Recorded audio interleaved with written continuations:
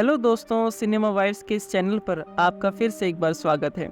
आज हम आपको एक ऐसी फिल्म के बारे में बताने जा रही हैं जहां अभी तक के इतिहास में यह सबसे अद्भुत फिल्म साबित हुई है और यह एक शॉर्ट मूवी है जिसका नाम है द डॉल मेकर।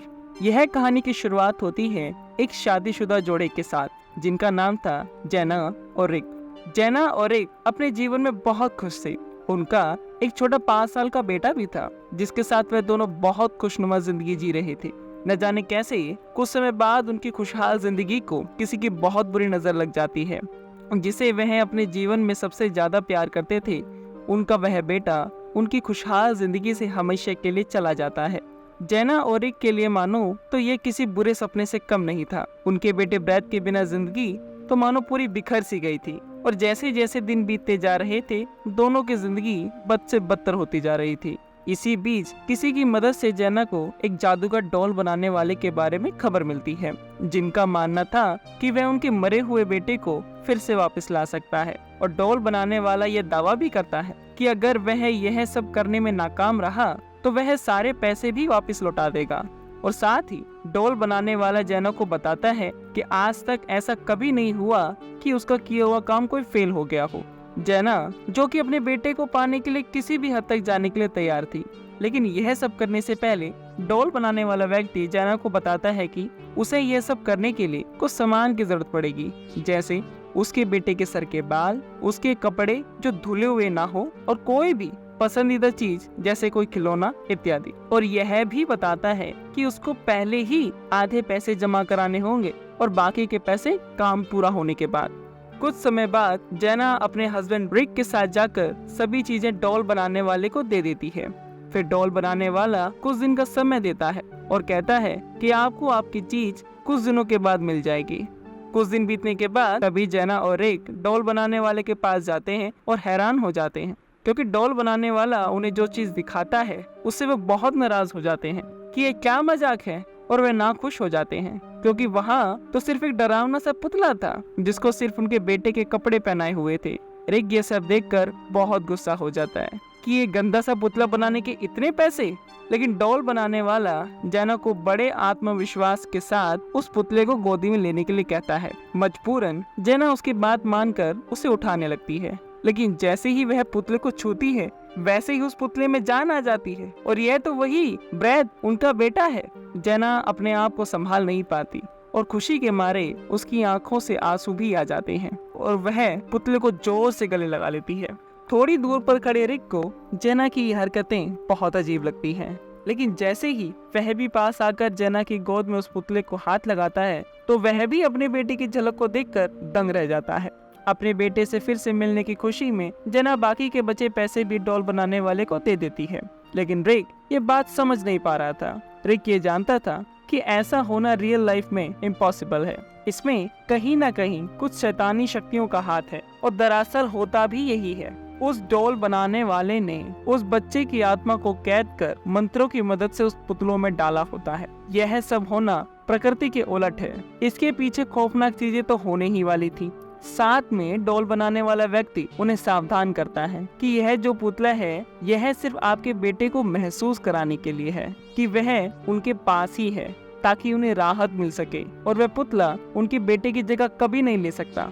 डॉल बनाने वाला यह भी बताता है कि जब ये रेतीली घड़ी का समय पूरा होगा उसके बाद उस पुतले को पूरे दिन के लिए खुद से दूर करना पड़ेगा। इस पुतले को वापस उसी डब्बे में डालकर उसे बंद कर देना होगा। और डॉल बनाने वाला बताता है कि अगर ऐसा नहीं हुआ तो वह उसे अपना असली बेटा मानना शुरू कर देंगे। उन्हें यह समझ में कभी नहीं आएगा कि वह एक पुतला ही है। उन्हें उसकी आदत हो जाएगी, वह यह भूल जाएंगे कि यह एक काल्पनिक दुनिया है। डॉल बनाने वाला रिक और जेना के साथ उनके घर जाता है। घर पहुंचने के बाद डॉल बनाने वाला उनके घर के चारों तरफ एक बाउंड्री बनाता है जिसमें मंत्रों के माध्यम से वह एक काला जादू करता है और ये बताता है कि यह जादू सिर्फ इसके भीतर ही काम करेगा।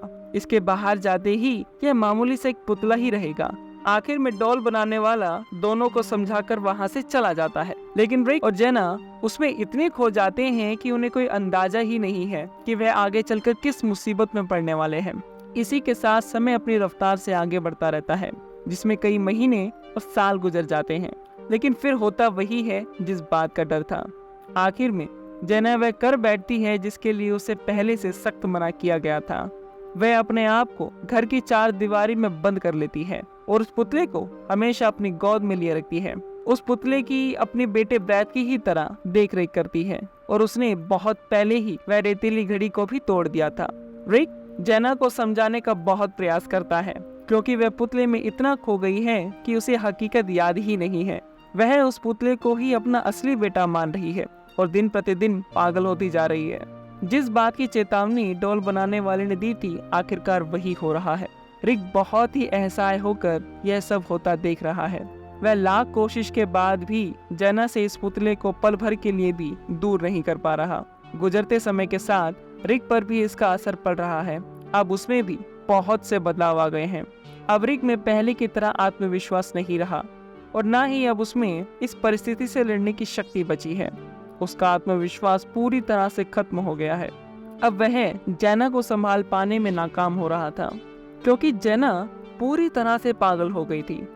लेकिन एक दिन कोशिश करके रिक अपने अंदर आत्मविश्वास भरता है और जेना को किसी भी तरह घर की चार दीवारी से बाहर ले जाने का फैसला करता है ताकि वह जेना को दिखा सके जिसे वह हमेशा अपने सीने से लगाए रखती है असल में वह एक पुतला है। तो रिक जबरन जेना को घर से बाहर लाता है तो ये कहानी बिल्कुल बदल जाती है। रिक जिस जेना को जबरन घर से बाहर लाता है असल में वह भी एक पुतला ही होता है। रिक जिसे जबरन सच दिखाना चाहता था असल में वह खुद ही एक काल्पनिक दुनिया में जी रहा था। दरअसल हुआ कुछ कहानी में ऐसा था कि पुतला आने के कुछ दिन बाद ही रिक इस बात को जान गया था कि इस पुतले की वजह से जेना दिन प्रतिदिन पागल होती जा रही है। तो जेना को यह सच्चाई दिखाने के लिए एक दिन रिक ने उस पुतले को कहीं छिपा दिया था। जेना पूरी कोशिश करती है पुतला ढूंढने की लेकिन उसे वह पुतला कहीं नहीं मिलता। आखिर जेना का दर्द अंदर से इतना बढ़ गया था कि उसने अपने हाथ की कलाई को काटकर अपनी जान ही दे दी थी। अब जेना तो आजाद हो गई थी अपनी काल्पनिक दुनिया व असहनीय दर्द से।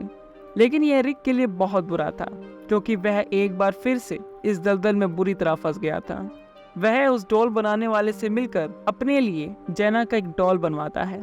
डॉल बनाने वाले के कहने पर उसने उसे जेना का एक खूबसूरत ड्रेस दिया और उसके कुछ सर के बाल और जेना की सबसे प्यारी चीज वह पुतला जिसे जेना अपने बेटे ब्रैड के रूप में देखती थी उसे महसूस करती थी। और बाद में रिक भी जेना की ही तरह वह भी जेना के पुतले के साथ उसके मोह में बन गया। डॉल बनाने वाले ने रिक को जो रेतीली घड़ी दी थी वह सभी टूट गई और आखिरकार रिक भी अपनी मानसिकता को पूरी तरीके से खो देता है और वह जेना के पुतले को असली जेना मानने लग जाता है। रिक आखिरकार ये जान ही जाता है कि यह सब एक भ्रम है जिसे वह सच समझ रहा था। लेकिन रिक इस सच को सच माने बिना इस भ्रम के साथ ही जीने का फैसला करता है। रिक बाहर पड़े जेना और बेटे ब्रैड के पुतले को घर के अंदर ले आता है और फिर से उसी काल्पनिक दुनिया में खुद को खो देता है। The end.